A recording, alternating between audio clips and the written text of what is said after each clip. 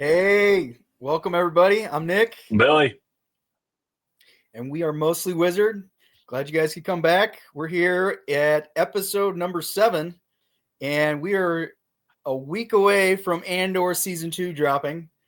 We just had the dope Daredevil finale yesterday, as well as an episode last week that we didn't get a chance to cover, so we'll cover it today as well. We had a new Thunderbolts trailer come out. That comes out in 2-3 weeks, something like that, on the Yep, 2nd. 2 weeks. So we got a lot of stuff to talk about. Got some news coming up here as well. But I think we're going to start off today.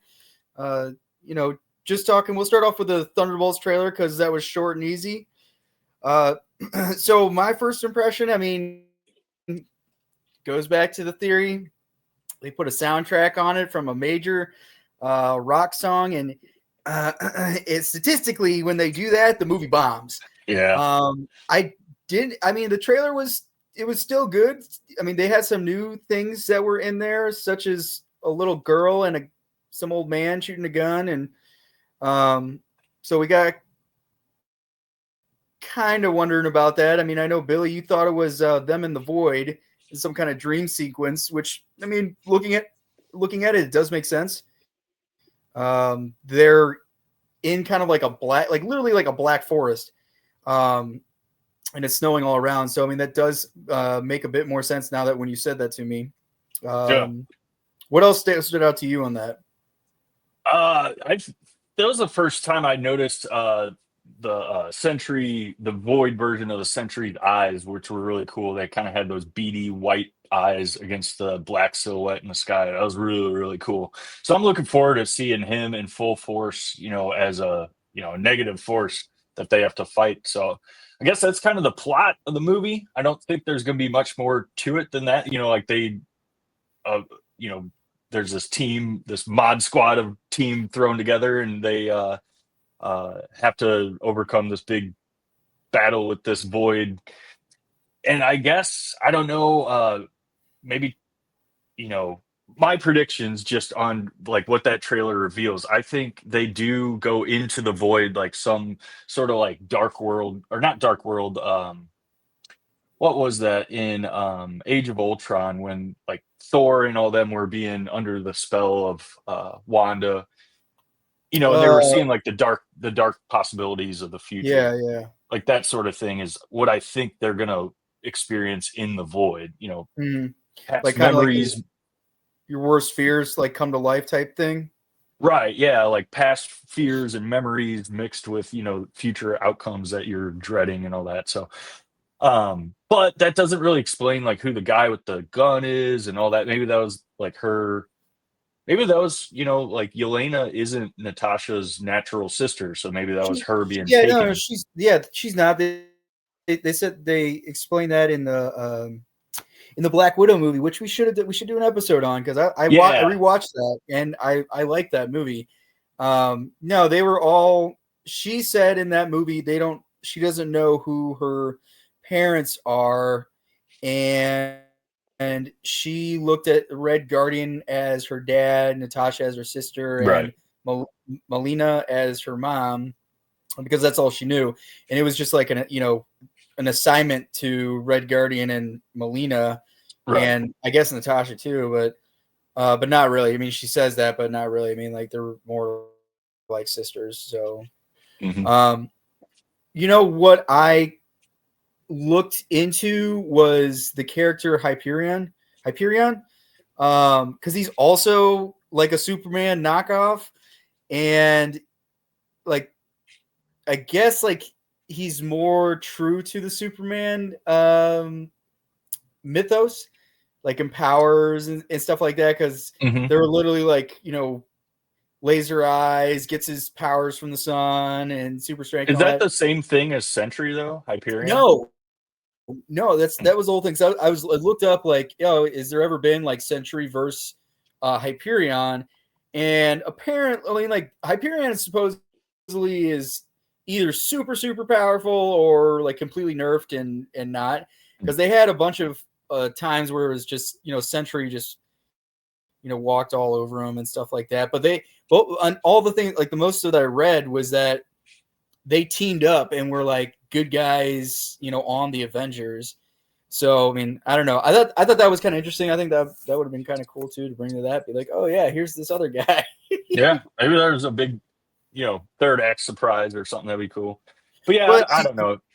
Realistically, I don't see another character being brought in. right. I think it's going to be Sentry centric, and just be about the team. I think we're gonna lose Ghost, like I said a few episodes ago, lose Ghost and Red Guardian.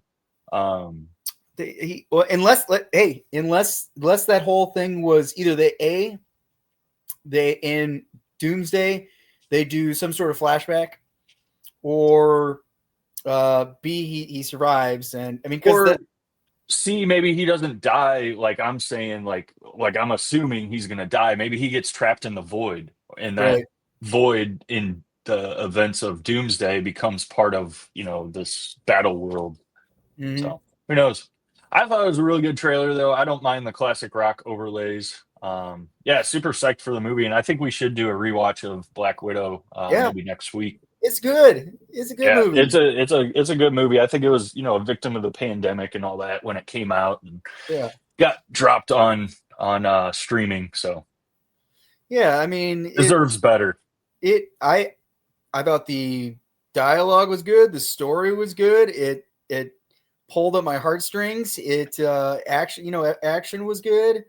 I mean, it was good all around, I thought. I mean, the very, very end I thought was kind of lame, but I mean, still I thought it was a good movie. Yeah. Well, more to come on that.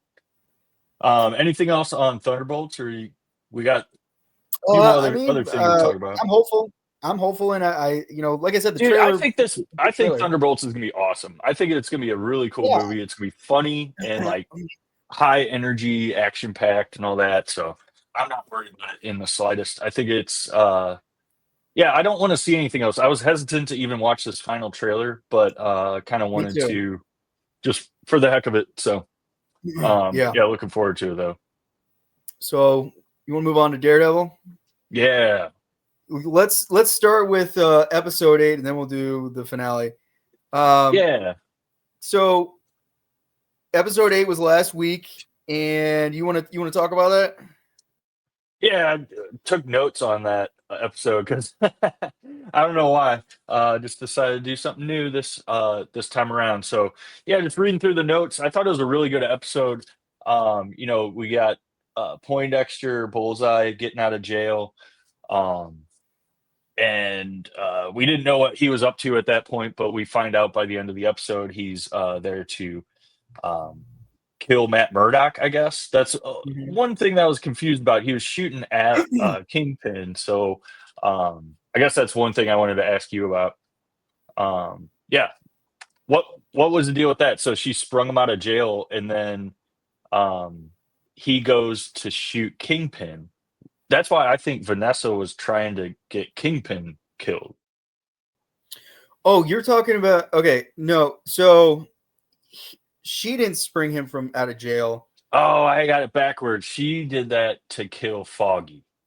Yeah.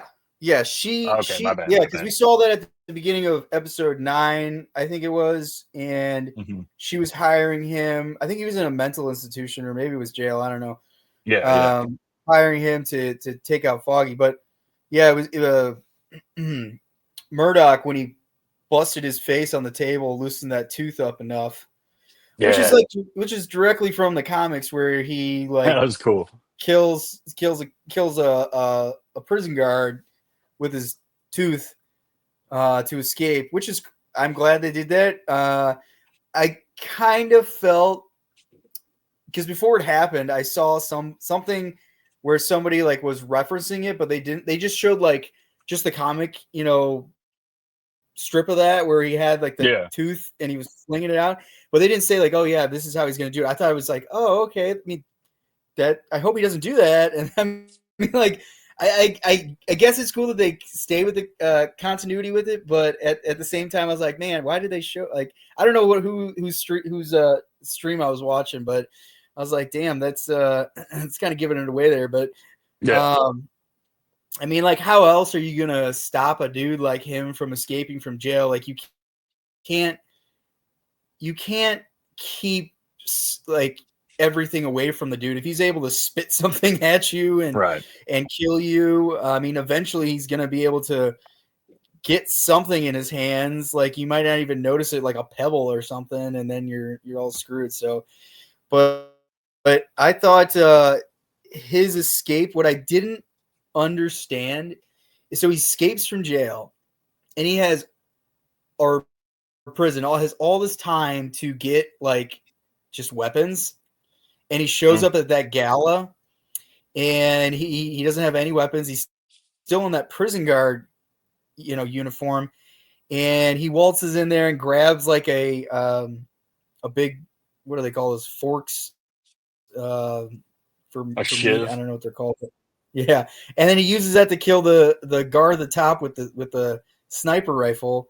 So I mean, like, to me, number one, why would you be using a sniper rifle from that distance? I don't think you really needed that, especially if you're Bullseye. He could have just got like somebody's sidearm and just sat there and just pop pop pop pop pop pop. You know what I mean? Yeah.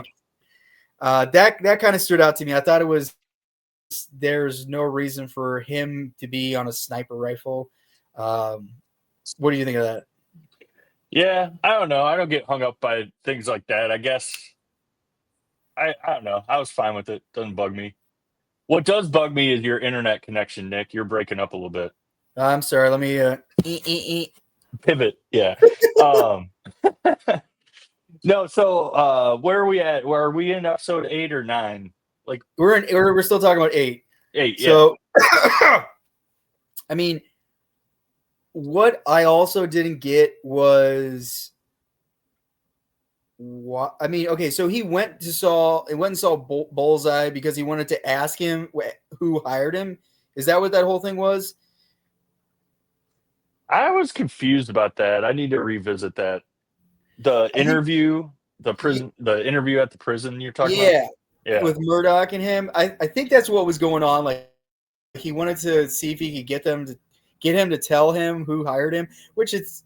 I mean, that just it seemed like they only did that so that we could see him bash him in the face to Yeah. loosen the tooth. Just for that moment, yeah. Mm-hmm. I don't know. Yeah. Now that you say that, that does kind of bug me a little bit, but Mm-hmm. So the other part was we see that Kingpin has either been kidnapped. I mean, I guess he was blackmailing and kidnapping rich people. And then there was that one guy with the mustache. He was the what's his swordsman, name? yeah. Yeah, the swordsman. Yeah. I remember seeing that clip when they were like, showing that news news on TV. I was just like, oh, okay, some dork in with a sword. Like, I did not put that together until like a little bit later. I was like, oh, okay, that's supposed to be that guy doing Yeah. that. All right. I wish we could have gotten a better. I think that was part of the reshoots. They wanted to kind of shoehorn that character in, and mm-hmm. yeah, that far away kind of camera or cell phone footage. I don't know. I would have liked to see him in a true action scene, and I think we will in Mm-hmm. season 2. I think that's skipping ahead a little bit. I think that's kind of where they're setting things up, pulling together this army, this team that he was talking about. So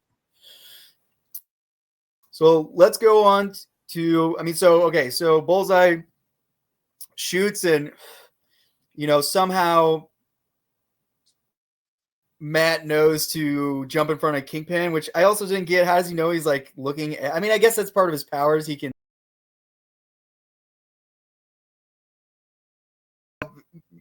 his powers. I mean, maybe I'm wrong. I'm thinking of maybe like the Ben Affleck Daredevil, where he had like that echolocation type thing.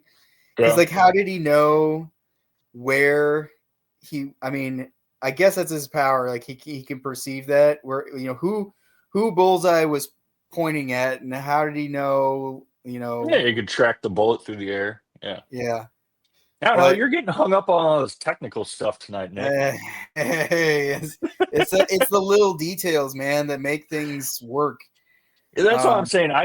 I went into the show differently. Like I honestly like sometimes maybe it's because I've been burnt in the past with MCU shows. So I had like really low expectations and like I wasn't really looking to nitpick or anything.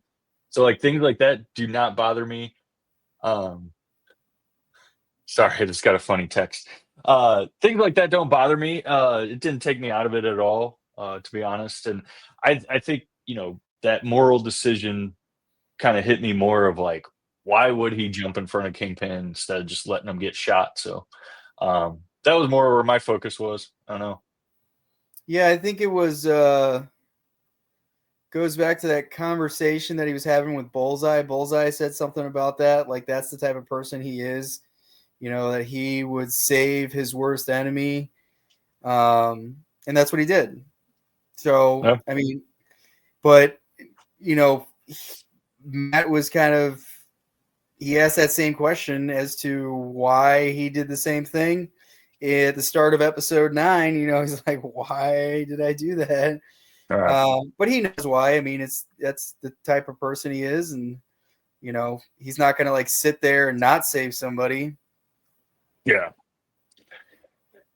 So yeah, I think the biggest standout, like we've been kind of talking more about the Bullseye attempted assassination and all that, but the biggest moment in the episode for me that like had me like, damn, was that killing of Adam, the prisoner.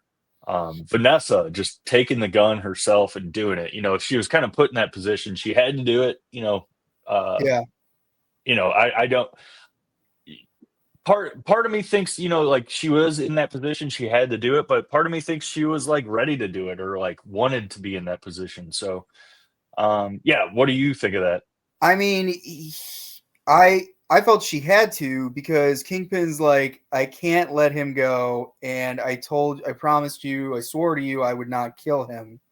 Right. So she kind of performed an act of mercy, if you want to be that dark, because she knew that she could, like, he would never let him go, like go live, knowing he's out there, and to kind of stop his suffering, she killed him.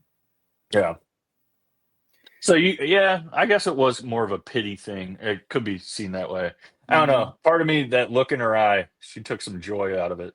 Well, this also goes to their reasoning, I guess, that they were seeing that the therapist, um, this was the thing between them, and she just showed him that he Kingpin is her world, and she just Hmm. took out that one thing that was between them that they were having issues with, and the only way to kind of show him that hey, you're my husband, I'm your wife, I'm yours type thing is she killed him. Yeah. Yeah. Anything else from episode 8? I'm looking forward to talking about episode 9. That Yeah, was let's where go on all to episode 9 here, the big that finale. was That was incredibly violent. I did not expect that. Like I said, I went in with low expectations with this show, and the first episode did it for me. I really loved episode 1 of this season. As the episode went on, I liked them kind of less. It felt more like the typical MCU show, like the rut that we had kind of gotten into. But then these last 2 episodes just really did it for me. This finale started off with this like kind of pointless fight between our this duet of a fight with Daredevil and Frank Castle, and then the cops and all that. Uh, and yeah, I think the thing that got me going on this episode was the grabbing of the guy and shoving him into the counter. Um, that whole scene, and New Rockstars did a breakdown of how that was like practical and like, or not New Rockstars, sorry, Screen Crush. And yeah, that was incredible. What do you think? Oh, I asked you right as you were taking a drink. Well, I thought they needed that scene because they needed some action for sure. Yeah. And But that's what I meant. Like story wise, they didn't really need that to take place. It was kind of pointless. I mean, mhm, really, it just got Matt Mert. Well, I mean, not pointless in the sense like it got the heart to heart between Frank and Matt, or not heart to heart, but that like challenging moment of like, are you going to do it? You need to do it. He got pretty Palpatine right there. yeah, yeah. I also don't. I don't like how. I mean, Castle's my favorite character by far, but I don't like how he's just like peer pressuring, Yeah, Murdoch into like murder. And I mean, not like, I yeah. guess it's not murder. I guess it's like self defense. It's killing, I guess. And if he's against, Well, it's it's retribution, and it's justice in Punisher's eyes. right, right. And it kind of just goes. It just reminds me, man, how he like won't cross that line, and you know he always finds a way not to kill somebody, and that's kind of what I felt like Daredevil was doing. And I I don't think he didn't kill anybody, did he? The whole season? No, no, that's the whole thing. He admitted that he wanted to kill Right, Poindexter. right, right, right. But he didn't do it. I mean, he didn't kill any of those cops either. That was And he got all. lucky. Yeah, that was all Castle. Did Castle get shot? Like, did it? Because I thought I saw him get shot, and then I thought I Yeah, saw but blood spurt out of his like one of his shoulders. right, yeah, And I saw that too. Yeah, it was just inconsequential. I don't know. Maybe he just a mere flesh wound. you're not stopping the Punisher. Yeah. Yeah, I wanted to. He took that his little hatchet and he went over to Red Hook, and I wanted to see Oh, that him. hatchet was so badass. I wanted to see him use that a bit more. Yeah. But I mean, it is Disney Plus. They can only right, give I you mean, so much hatchet. dude, like they started that fight out with a shotgun to the head of that one guy. I was like, oh, okay, all right. And then I guess like the scene ends. Karen picks them up, which again, how did she know like to call? How did she know first off that they were Frank coming? called her. I I don't know. think that's the implication. I thought that she called him because he said that somebody called him and he didn't tell who it was, and he like Oh, maybe. did a favor. Um, Yeah, I need to watch the breakdown again. Yeah, I forget the details. but I mean, I guess it's I'm nitpicking. You're But nitpicking again, Nick. yeah, Come yeah, on. it's So like all yeah, right, yeah, she's there. Okay, she stays okay. no, Uh, I was like I said, like low expectations. I did not expect to see her again. So like when yeah, she popped up, I was like, oh hell yeah. And then like I was immediately reminded, like, oh yeah, her and Frank Castle have that history, and like she was in his spin-off show on Netflix and everything. yeah. So Did, I did think they they? had some kissy time. Yeah, I thought her and Murdoch were gonna get it on at one point in that episode. Like, oh, I I think missed you, they baby. did. I I think they might have done it, but it was more implied. They didn't like Yeah. show anything. So Where I don't know. what I did need to rewatch those. Did they explain where she was? San Francisco. She Uh, after Foggy's death, yeah, she just couldn't deal with the New York of it all anymore, I guess, the Hell's Kitchen of it all. and somehow she just knew to come back right at the right time. That's what I'm saying. There is an explanation. I believe that Frank Castle, after talking to Matt earlier in the season, remember he's like getting him, he had that kind of Yeah, goodwill hunting moment. It's not your fault. It's not your yeah, fault. yeah. And I think that after he saw Matt in that position, he gave Karen a call then. So I don't know. We're getting hung up on details again, Nick. That was not the point. The point is Karen's back, and that's pretty freaking cool because I think Yeah. she's gonna be around for season 2. And that was one Well, of my big complaints about episode 1 was, Foggy gets killed and then Karen goes off to San Francisco. Well, now we got 50% of that back. I never liked Karen. I always thought I she was an annoying character. I like her because I was a True Blood fan. I liked her. She was the baby vampire in True Blood. Did you watch that show? I saw some of it, but I don't know. I didn't know she was on it, but I Yeah, know. that's where that was like one of her first acting roles, I think, or her first one of note. But yeah, anyway, So do you so where are think? we at in the? Go ahead. No, I was just gonna say, where are we at in the episode? So So we had she, that first fight, and yeah, then they're saved. Uh, I guess Murdoch and Karen go off to the Hall of Records to find Foggy's case, and Frank like just goes off and does Punisher shit.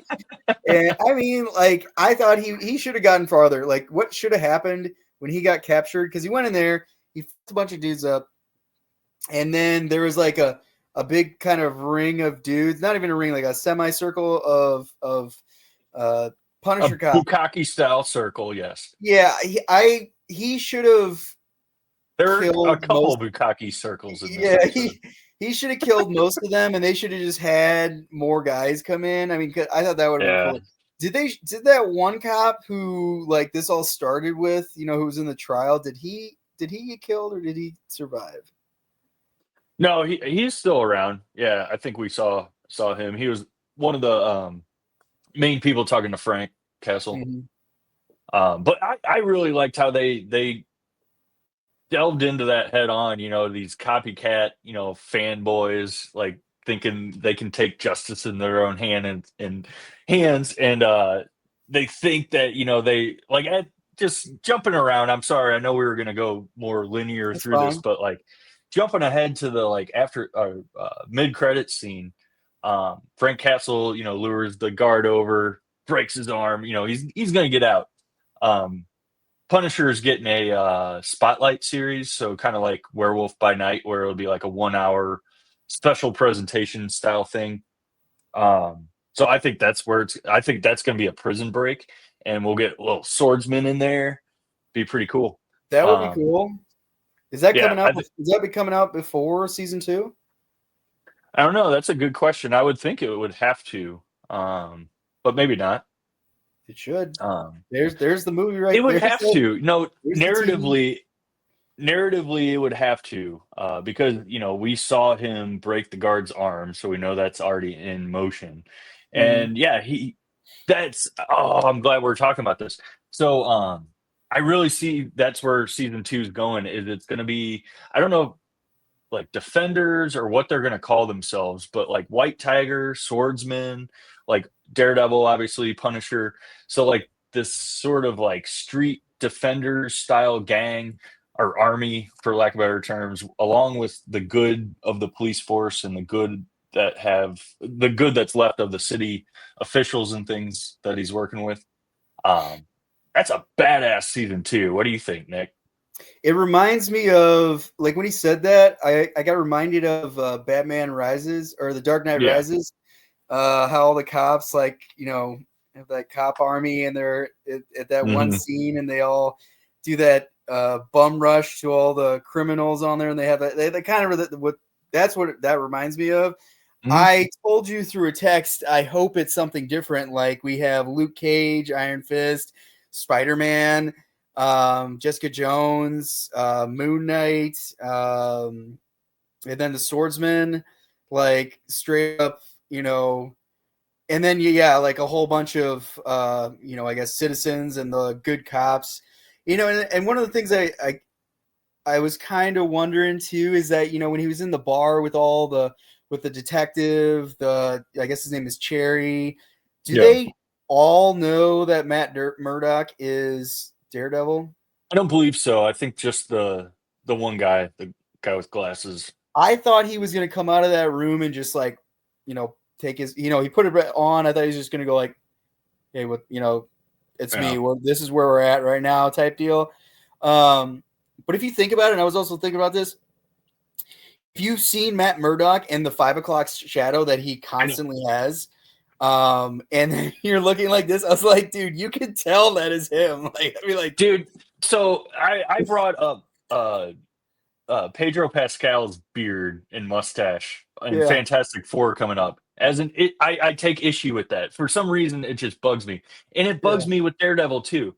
Like, if you are a mass vigilante who leaves the bottom half of your face open like Batman, you need or Daredevil, you need to stay clean shaven so it's Yeah. versatile. You can Mhm. slap on a mustache when you're Bruce Wayne, when you're Matt Murdock, you can slap on the mustache or a fake goatee, but then you take that off when you're the actual vigilante. So Yeah. it has bugged me through this entire season, and yeah, I think even before this season. But I mean, the bar owner lady, I thought she was just, I mean, because like if you look at, I mean, she knows what yeah, she knows Matt Murdock very well.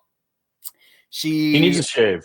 yeah. I mean, I just thought he was going to walk out there, hear the I voice, can see that. Yeah, see the 5 o'clock shadow, and be like, "Yeah, I know who you are, dude." Like, I do like though that you saying that though, like there's a theme going on overall in the MCU of this anonymity and like secret identities, and that's something that had been lacking from you know movie one of the MCU, Iron Man. It ends with him, instead of masking himself, like pretending he's not Iron Man, he pulls the mask off and says, "I am Iron Man." yeah, So, like, that's been kind of the MO of the MCU superheroes uh, up until now through the Infinity Saga.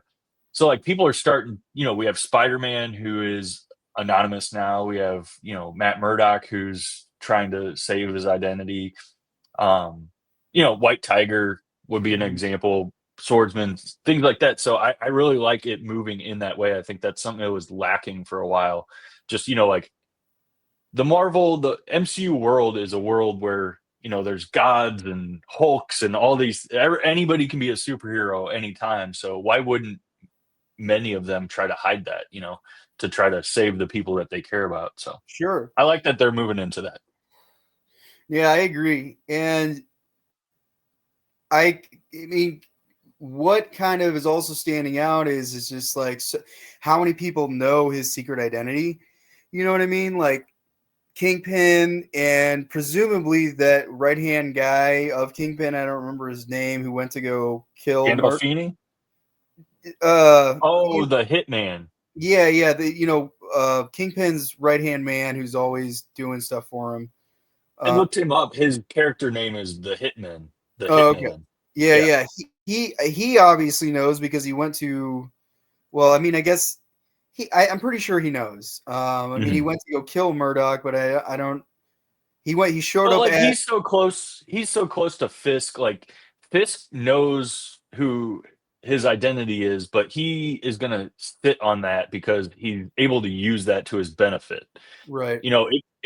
While Matt Murdock slash Daredevil is alive, he can use that anonymity or the fact that he knows the secret identity to his advantage. So anybody that he keeps close in his cohort, like Hitman, will obviously know that, but he'll say, Yeah. don't don't reveal that. If you that would be a bad thing if you did that. Right. And then he took Matt's girlfriend and made her the Right. head of. And she does not know, and she is clueless. And he was dropping heavy clues in what was it, episode 8, after they had their little kerfuffle in the apartment, and Daredevil kind of saved the day. She didn't admit that, but he kind of did. Mhm. And yeah, she went to the dark side. I don't like that. Yeah, I'm kind of confused on that too because she was pretty easily, reeled in. And when she started Yeah, this, like I think they were both like, making like they were against Kingpin being mayor, like at the first episode or second episode or some shit like that. yeah. And then all of a sudden she kind of put her blinders on and, And it's a really interesting commentary too, because it's not necessarily, I didn't take it as she was bending the knee to Fisk in that moment at the end of the finale, or towards the end of the finale, where she's clearly becoming his Secretary of Health or whatever.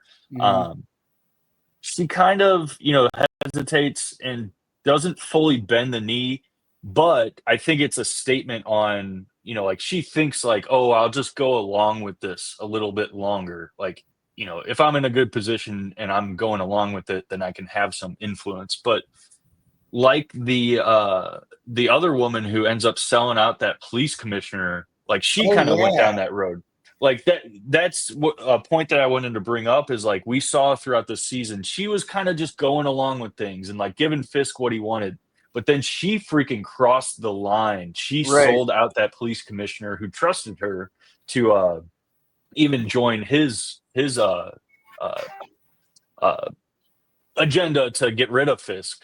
And yeah, so she got sucked in before she knew it. It's the frog sitting in a boiling pot of water thing. You Mm, turn on the heat slowly, slowly, slowly. You don't realize you're sitting in hot water until it's too late. So I saw that with the psychiatrist, and I think that's a really interesting thing, especially because she's still maybe writing a book about mass vigilantes in season 2.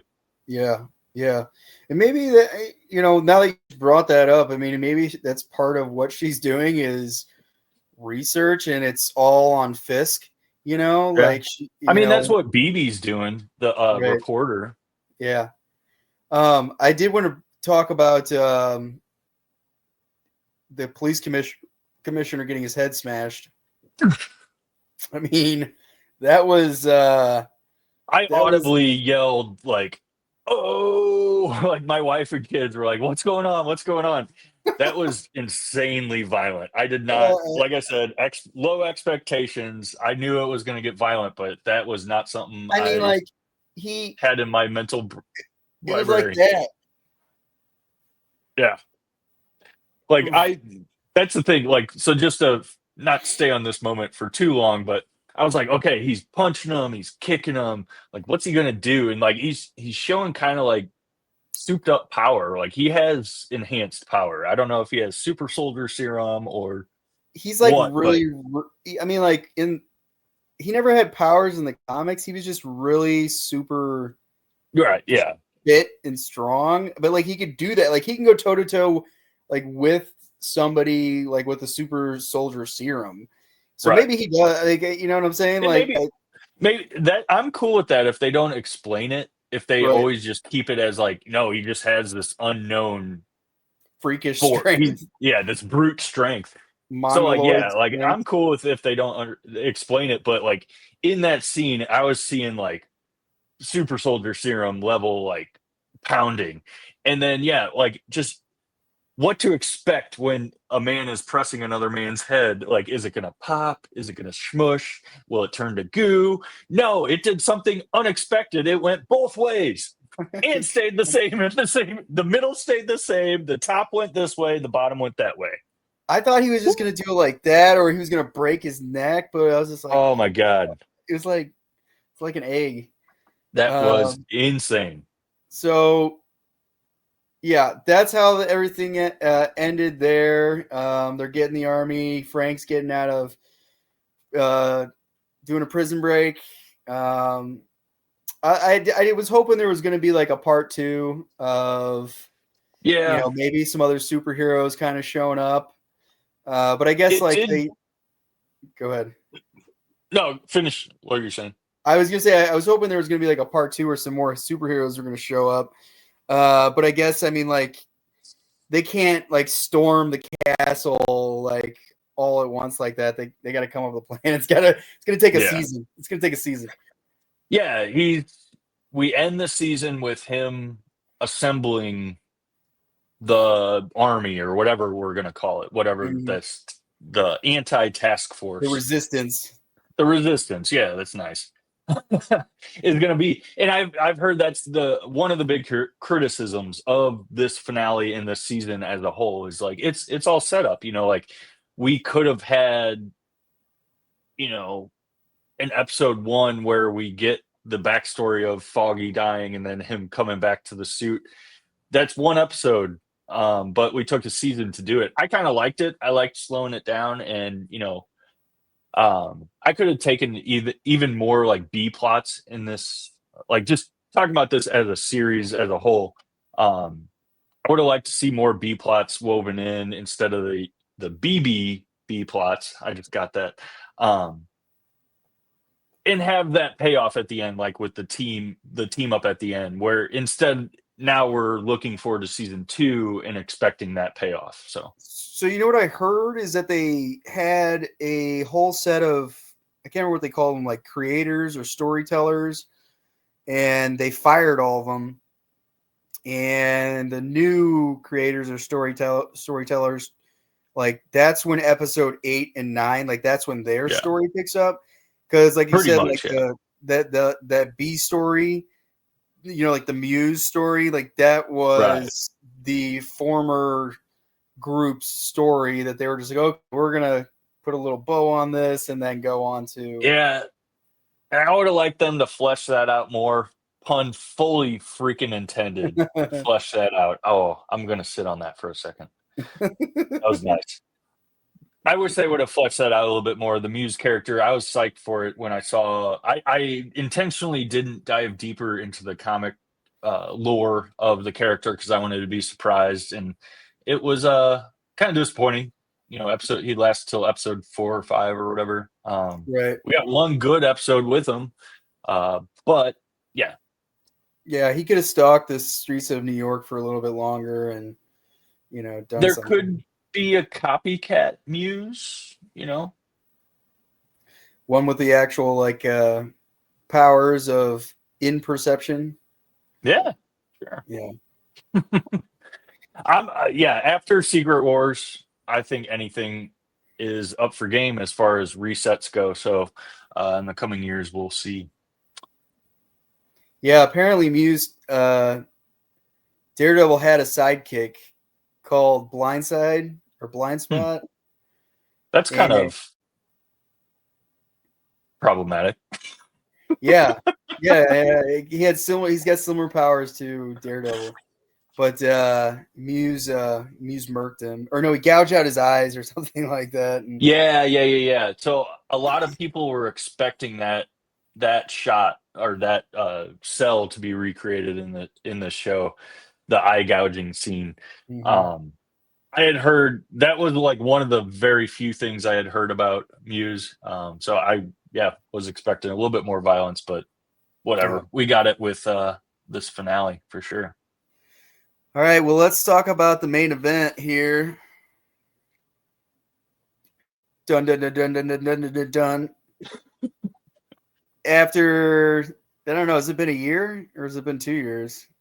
Yeah, at least 2 years, 18 months at least, I would say. Yeah, it's coming back. Andor Yes. season 2 next week. 3 episodes drop, followed by another 3 episodes, followed by another 3 episodes, and then the final 3 episodes. User. I not read, yeah. I listened to a thing that they are trying this new, I guess, presentation, how they present these, Disney Plus shows. Instead of giving it to you all at once or once a week, they're gonna do like a mini binge for you. So they give you 3 episodes, then 3 episodes, because they think it's kind of like devious that they like think of this, because they're like, okay, how can we increase how people watch? It's like, oh, they like to Well, binge.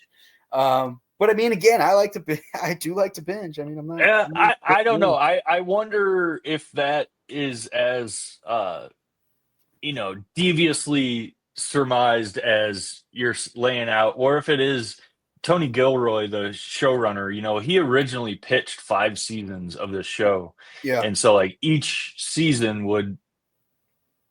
We started with 5 years before the episodes of A New Hope or um, Rogue One. So leading up to that, we have a season covering a year of each of that time leading up. When he kind of like saw the lay of the land and was like, I don't think I'm going to get 5 seasons out of this show the way Star Wars Disney Plus shows are going these days, he realized I need to truncate this a little bit, condense it down. And so that's where I think that structure came from, is Yeah. like, instead of doing like, he's going to, I think Tony Gilroy is giving us his vision for the Andor series and Rogue One, the events of Mhm. Rogue One. And he's doing that shorter than he originally set out to do, but I think that's what the 4 chunks of 3 episodes is really geared towards, is more creative storytelling structure rather than, corporate greed and manipulation. So I don't know. What do you think of that, Nick? I don't know. I have hope. They could. The only thing I don't like about that is that that whatever is going on, like the little, because it's supposed to be like, I guess, 4 arcs.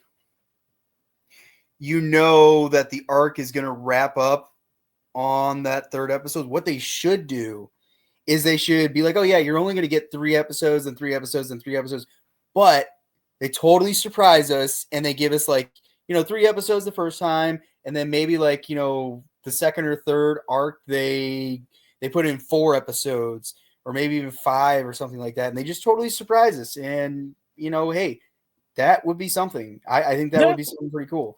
But I wanted to touch on, season 1 was something that you have not seen that type of Star Wars in a very, very, very long time. The way it was shot, the way it was written, the tones, the colors, just like every little bit of that is, I guess you just call it the underbelly of Star Wars. If I kind of feel if they're not hitting that sort of thing again in season 2, it might be trouble. But then again, how do you think they wouldn't hit that? I don't know. There was in season 1, we'll just give the example. There's a lot of examples, but we'll give the example of them being in the prison, and they are so in, I guess, they are in total belief of, hey, if I do this and do that and do this, I'm gonna get out of here. They are in belief of that system, and it goes to this whole mentality of them realizing, hey, we are not going to get out of here. We have the numbers. We got to do something. So they make that decision to, fight or, die there. And they chose to, fight.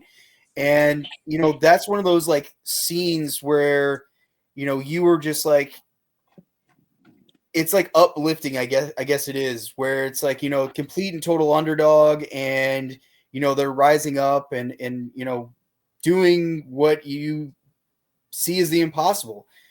You have that little speech by Andy, whatever his name is, Serkis. Yeah. And then you have the it's a completely very powerful speech, just gets everybody. I can't even think of the word. Gets them behind him, I guess it is. But then you have what's the Mrs. Andor or whatever, Grandma Andor. She does the same thing, and gives them all the spirit to fight and all that shit. What is her name? It's Grandma Andor. Yeah, we're calling her Grandma Andor from now on. And it's just this whole undertone of you're under the thumb of the Empire. You're and you're just a little guy and you're fighting back. Yeah. I feel I just kind of feel if they're not hitting, I guess that undertone again, it might not work as well as they thought it would be. And also there was the heist that they did and the beautiful visuals with the shooting the Eye stars. of Eldani. Yeah. That was amazing. Even though we were watching it on a TV, it was still freaking awesome. It was a good representation of what it takes to do. I've never seen any kind of show or movie that I guess I have, but not in that sort of depth where they're staking that place out and running all these drills and like doing all this stuff and been there for this long and doing all this stuff just to like do the heist and shit. I mean, Yeah, like it was mission to cool. that extent. Yeah. But No, and I'm just hoping that they hit that from the previews. That that one trailer with that stupid music on there was just a big turnoff. But the other one was good, where they didn't I have don't, that music. I don't know, Nick. You're being awfully negative, Nancy, tonight. I'm not. I'm not. Your tone seems a little skeptical that this is going to hit the mark. I have the absolute highest hopes for this, and not. I don't have my expectations are medium. Like I kind of have learned to temper my expectations over the years, especially with these newer streaming shows. I have no doubt that this is going to nail it. I have no doubt that we're going to get some type of genre, whether it be a heist. I don't think we're going to repeat beats or repeat genre arcs, but like we might get something akin to a heist Mhm. arc or something like that. I think we're going to get something akin to, I don't know, something big and gangster and rebellious. Like I think the themes that were started in season one are going to continue. I think one of the biggest themes is uh, one of the ISS officers, that white haired guy with the white Imperial outfit. He was talking about the Rebel Alliance as a sickness that needs to be eradicated from the body of the Imperium or the Empire. And I think that's going to continue. That's the Imperial Secret Service or whatever ISS stands for. That's what their MO is, to treat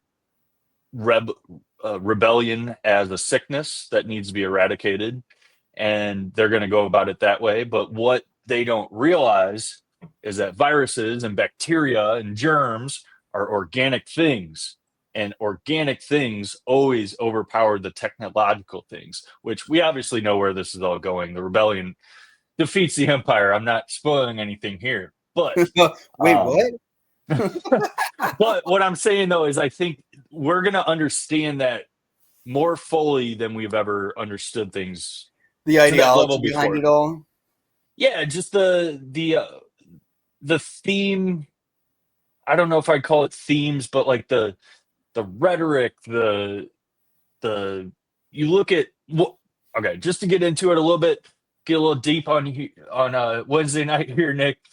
Um, I love sci-fi and fantasy because you're able to kind of like zoom way far out of humanity and like take a look from 1,000-foot view and like using analogies and metaphors and mythical storytelling, which is what Star Wars is. The stories of Sisyphus and Odysseus, which I'm so psyched for Nolan's movie.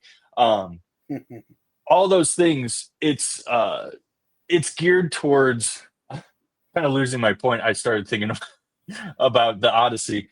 Um, but it's all geared towards that thematic goal of good overcoming evil. We know where Yeah. this is all going, and we're going to understand it on a different level, I think, after delving into this Andor series. Rogue One, when it first came out, was like, why, just why a story about stealing the plans for the Death Star?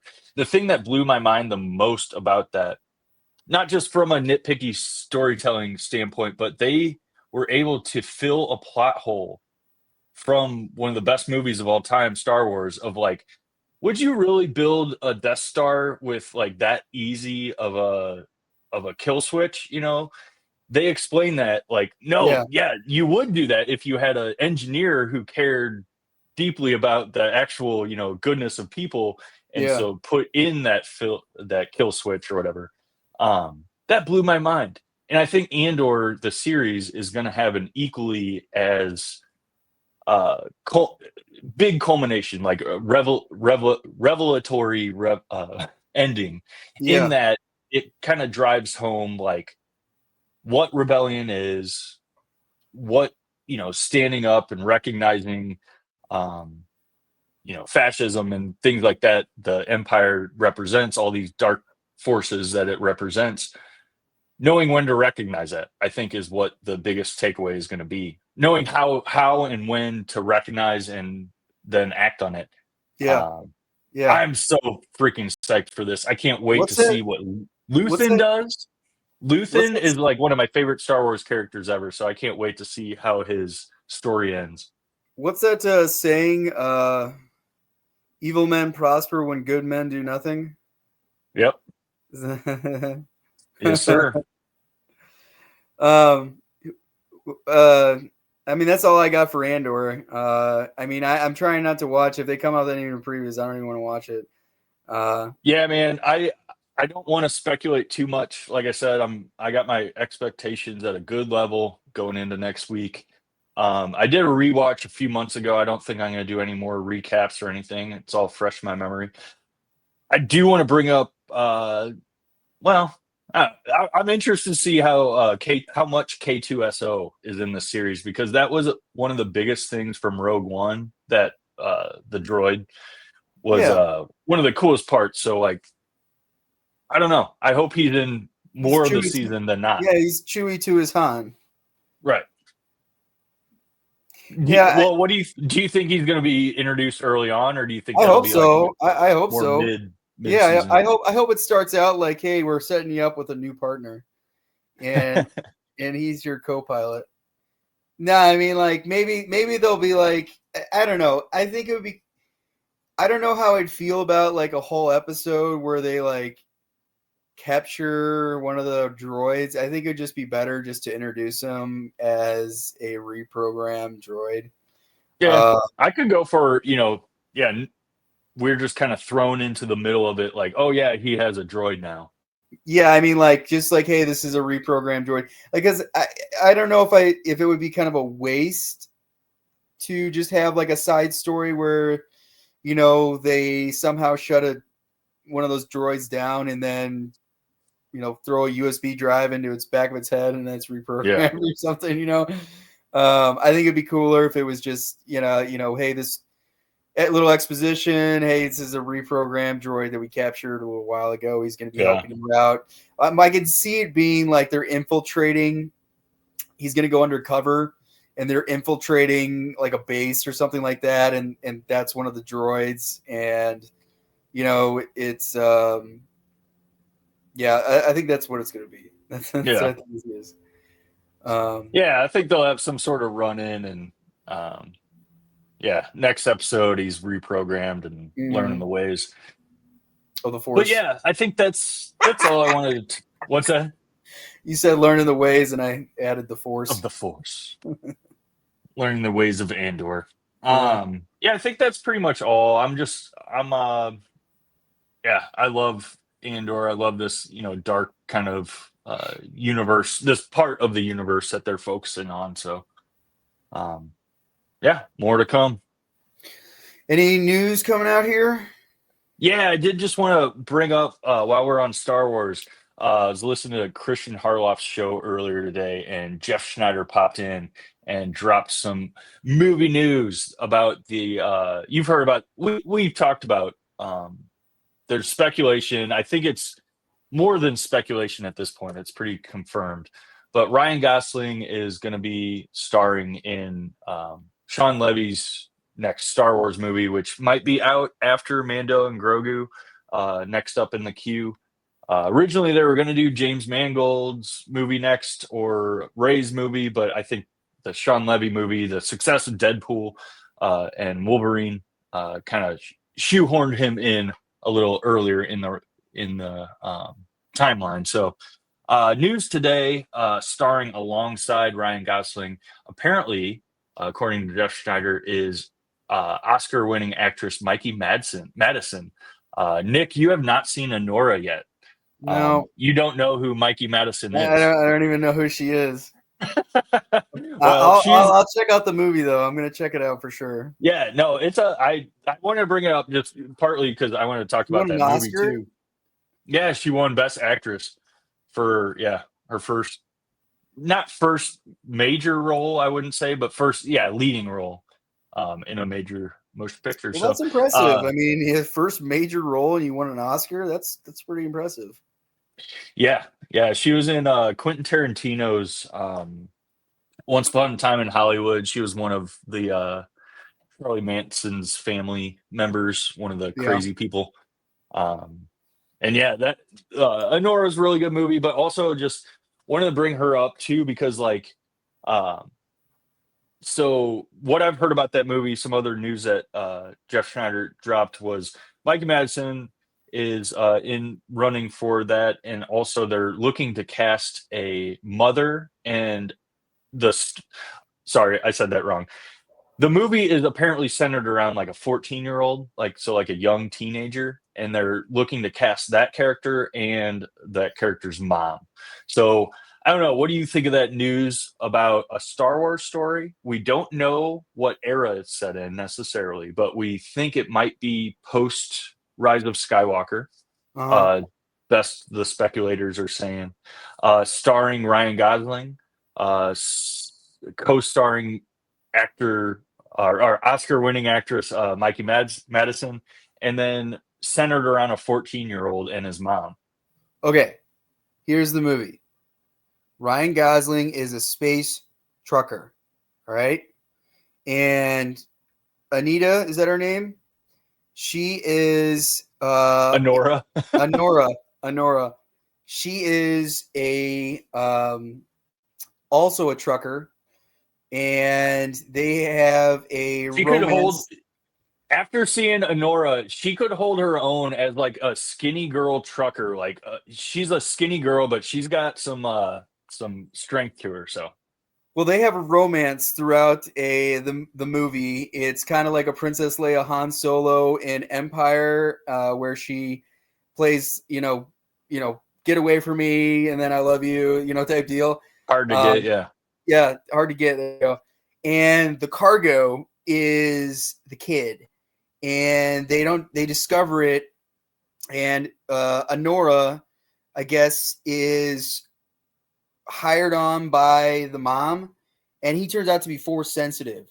And so then they're on the run from, whatever dark force, and they have to do the Kessel Run, and they're gonna have to deliver the kid to